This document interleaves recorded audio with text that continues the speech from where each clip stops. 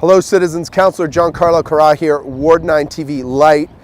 This is a Ward 9 TV specifically for my neighbors in Inglewood regarding a development proposition on the site we're standing on, the proposed 22-story grid, but it's also a conversation for every community association member out there who is experiencing development pressure about how to sort of approach these propositions in the most thoughtful and the most helpful way. So let me give you some background, because 22 stories in Inglewood, everyone who hears that, myself included, is like, whoa, that is high. So right now I am standing on a former Shell card lock gas station environmentally remediating site requiring environmental remediation right at the eastern gateway to the community of Inglewood. In front of me, behind you, is the Blackfoot truck stop lands, and beyond that, an amazing view of downtown Calgary. Off to my right is the Sobo development, and then 17th Avenue Blackfoot Trail coming over the Cushing Bridge into Inglewood.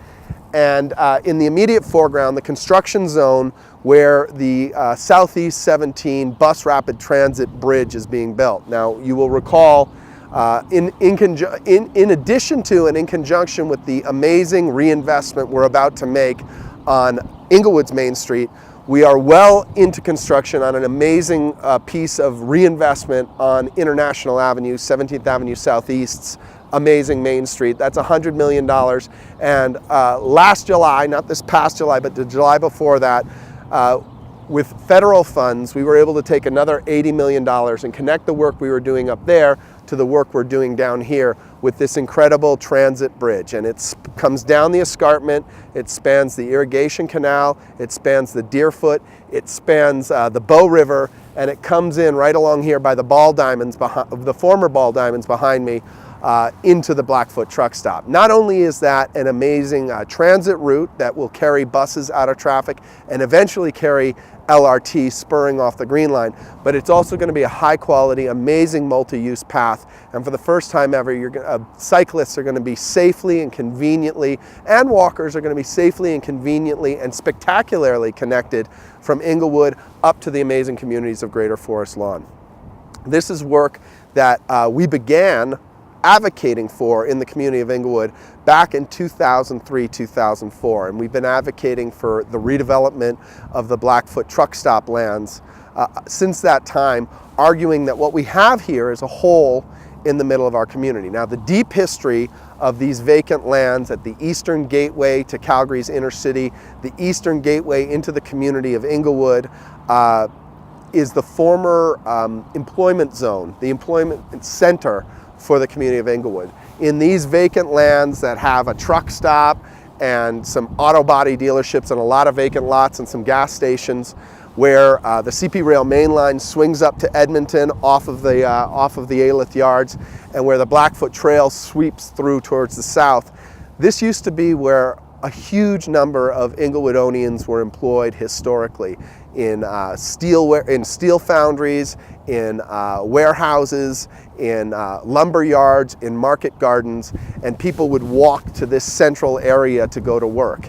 And what happened, of course, is that the railroad no longer became the transportation mode of choice, and we ran a freeway through here, and classic 1960s Tale of a Dragon, and it's this empty hole in the community. And since 2003, the Community Association, with my leadership, has been advocating that this is a future downtown for our community. So it'll continue to be an employment center, it'll be a place where we come and get our groceries, it'll be a place where people coming off the freeway realize that they are entering inner city Calgary, and it'll be one of the major hearts of the urban village that's Inglewood. And as I said, this is something we've been working on for quite some time. Now, we've been very successful in the last 7 years to get the funding and the area redevelopment planning and all of that work converging on this area. And now we have the market responding, which is generally a very good thing. And what the market has responded with is, I think, something that's a little bit more intense than any of us had anticipated. And that's what I want to reiterate what our role in this process is. Now, prior to, we filmed this video a couple of days ago, and it was sound corrupted, unfortunately. And in that couple of days, there's been a little bit of an explosion of a conversation on this in social media. I know that some of my colleagues in Inglewood, some of my neighbors in Inglewood have been suggesting that I'm 100% for this project, and and the community is having conversations about gearing up to fight it. And I just want to say, let's not be hasty. First off, I am neither for or against this project. I don't decide. I am 1/15 of the decision as to whether something like this takes place. And what we need to do right now is we need to have a long conversation that takes us up to the decision point. And the decision point is after the public hearing of council. And there will be a lot of steps along the way.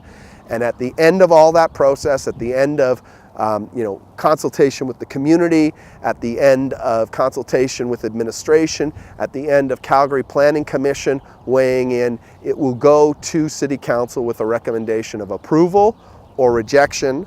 And then there will be a public hearing where we will hear from neighbors, where we will hear from the proponents, where we will hear from everybody.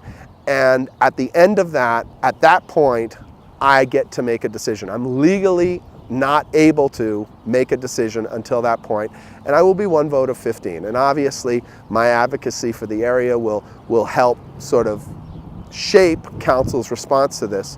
But it's really important that we realize that this is a proposition to put density in a transit-oriented development that we've been advocating for a long time. Is it the right amount of density? Is it well deployed?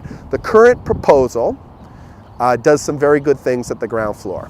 Facing on 19th Street, it puts retail units, continuing our main street from 9th Avenue around the corner to 19th and over to Sobo. On 11th Avenue right here, it puts townhomes. In the parkland behind me, it faces townhomes. And against the transitway with the multi-use path, it puts townhomes. So it's retail, townhome, townhome, townhome, which is lovely. And then they're proposing to put something pretty radically dense rising up. How dense is too dense? That's one of the conversations that we want to have. Is it too dense? What do we get in return? What we are at right now is at the point where we start to have a very thoughtful conversation about what are the pros and what are the cons. And instead of gearing up to fight this, instead of accusing some people of being for and against it, as neighbors, as a neighborhood, we have to have a very thoughtful conversation.